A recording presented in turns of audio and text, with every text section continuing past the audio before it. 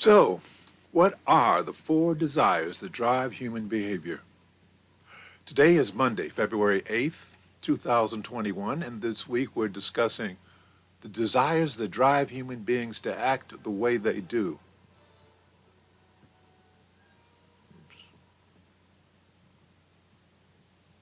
Sorry about that.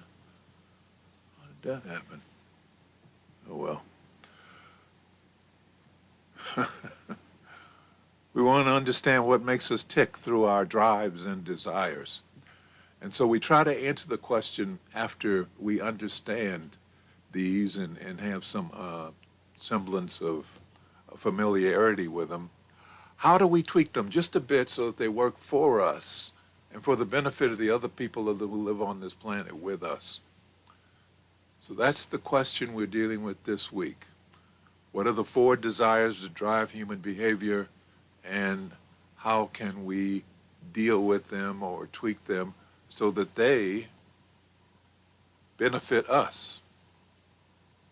Please click on the thumbs up button below the video, and if you haven't already done so, please choose to subscribe. Remember, I would love to see your comments, thoughts, and questions. So use the chat box on the right side of the screen, and if you're looking this on at any time other than February 8th, Monday at 3 p.m., then you're looking at it in replay mode, and so then use the comment section below the screen, below the video. All right? So let's get back to work. So the question on the line is, what are the four desires that drive human behavior, and how can we tweak them a bit so they become beneficial to us? So in 1950, at the age of 78, a man named Bertrand Russell was awarded the Nobel Prize for Literature. It was in recognition of his varied and significant writings in which he championed humanitarian ideals and freedom of thought. Now, Bertrand Russell was born into the British aristocracy, but he became known as a freethinker because he broke away from the conservative ideas of those of his class.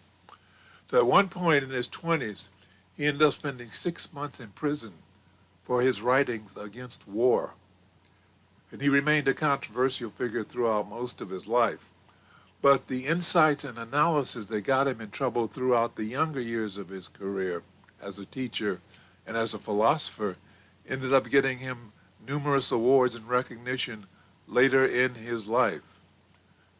He was ahead of his time. I remember one of his quotes that I read when I was in my 20s, and it stuck with me all through my life and has been of help to me during those times when I took positions that were in disagreement with those around me. His quote was, "Even if all the experts agree, they may well be mistaken." I interpret it as, even if all the experts agree, they could be wrong.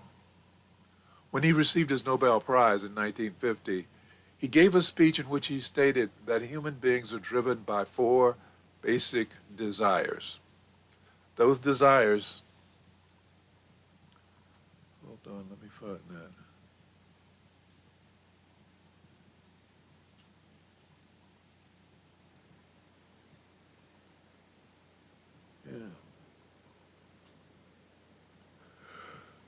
Those desires were acquisitiveness, rivalry, vanity, and love of power. Acquisitiveness, rivalry, vanity, and love of power. Now, even though we like to think that there are other aspects of ourselves that are important and that override those basic desires, we should at least understand what he was saying about us as human beings and how we can use that to make ourselves more powerful spiritual warriors. So let's examine these desires. Acquisitiveness, rivalry, vanity, and love of power.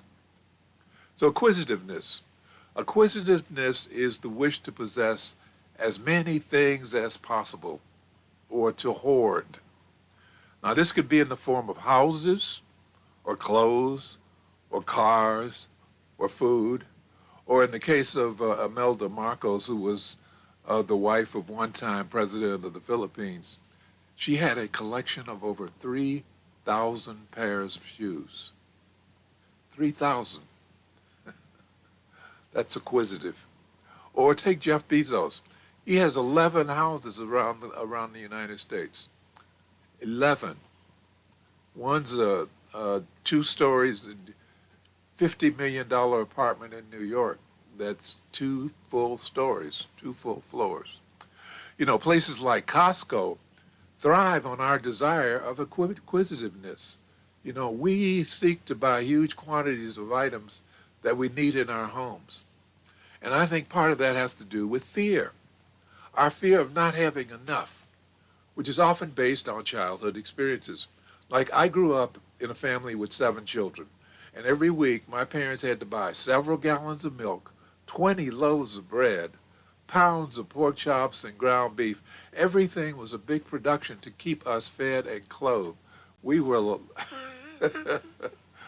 wow, as I think about that, it's actually scary to think about how much we ate as 7 children over the course of a week. But I was conditioned, and that condition has stuck with me through childhood. Even though my 2 sons are adults and live hundreds of miles away from me, I'm still uncomfortable unless the freezer is packed with meats and frozen foods, and the storage bins are fully loaded with potatoes and onions and vegetables. Now, in my mind, I know that I don't need to buy all that stuff, but it's a deep-seated desire that needs satisfying. I told myself that I buy in bulk so I don't have to shop as much. But the truth is, as the supply diminishes, I can feel that discomfort growing in my gut, that we're going to run out. We don't have enough. It's said that people who live through hard times in their early years are driven by this dire desire even after they become successful. John D. Rockefeller, who was the founder of the first major oil company, Standard Oil, he experienced such great poverty during his childhood that even after he became super rich, he was a hoarder, making sure that he had more than enough of everything, including Larry Ellison, the founder of Oracle, is a billionaire who spent his early life in poverty being raised by an uncle and an aunt who were once successful in real estate but lost everything in depression. So now he owns several homes, dozens of cars, and multiple yachts. He just bought an island. He bought the Hawaiian island of Lanai, at least 98% of it. That's that driving desire of acquisitiveness at work. Now, the next driving desire pointed out by Bertrand Russell is rivalry. Today we call it competitiveness, and we see it in sports and business and life. People seeking to outdo or do each other is an everyday occurrence. Now, sometimes that competitiveness gets toxic, especially in business, which is why the antitrust laws were originally created with Teddy Roosevelt. The larger companies would do anything to buy out or destroy their competitors, no matter how small. A few years ago, Microsoft was sued by the United States and England for what was considered unfair competition practices, because they were making it very difficult for other company products to work in their Windows operating system. Or they would just buy the company and absorb their products. That's competitiveness. That's rivalry. In sports, one of the most vicious rivalries in the world is in Madrid, Spain, between 2 soccer teams, AC Milan and Internazionale.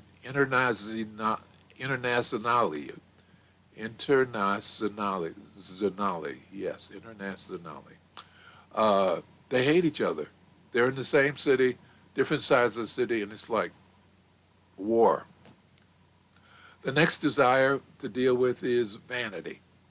Vanity is the motivation of incredible force. It is very strong. Anyone who has anything to do with children knows that they're constantly performing in some way to draw attention to themselves, saying, look at me, look at me, look at me, look at me. Look at me is one of the most fundamental desires of the human heart. We can see it in class clowns. We can see it in beauty pageants. We can see it in the way people dress. We can see it in the sheer volume, size of the woman's makeup market. I'm displaying it now by getting in front of a camera 4 days a week. Vanity. It takes innumerable forms from clowning to the pursuit of fame. But the most potent, so we've got acquisitiveness, we got rivalry, we got vanity, but the most powerful of the four is the love of power. The love of power. I mean, it's close to vanity, but it's not actually the same thing. What vanity needs is glory. And it's easy to have glory without power. Power is the ability to make things happen or not happen. Power is the ability to steer the activities of others. Power can exist without money if it can influence where the money is spent. Like politicians, government. It's not their money, but they have the power to say where that money is going to be spent. So power can exist without glory. Power can exist without glory if it can control those who are glorified. Like football players, basketball players, they get a lot of glory. They get the cameras and the adulation and the groupies, but the owner of the team has the power, and he can hire and fire anybody he wants. And like I said, politicians seek to have the power to change the world to the way they see it. So there are always fights because everybody sees it in a different way. But power is the strongest motive in the lives of important people. Power is addictive. Power is addictive. And the experience of power can bring out the worst in those who hold it, the absolute worst. Too many of us, I'm sure, have experienced the misery on our jobs of petty tyrants who use their power in ways that are more often selfish and hurtful than helpful and satisfying. Power. So there we have it. The four desires that drive human behavior: acquisitiveness, rivalry, vanity, and the love of power. Now that we know what they are, how do we use them to benefit ourselves and those around us as we seek to become spiritual warriors? How about we talk about it tomorrow? In the meantime, let's close with prayer.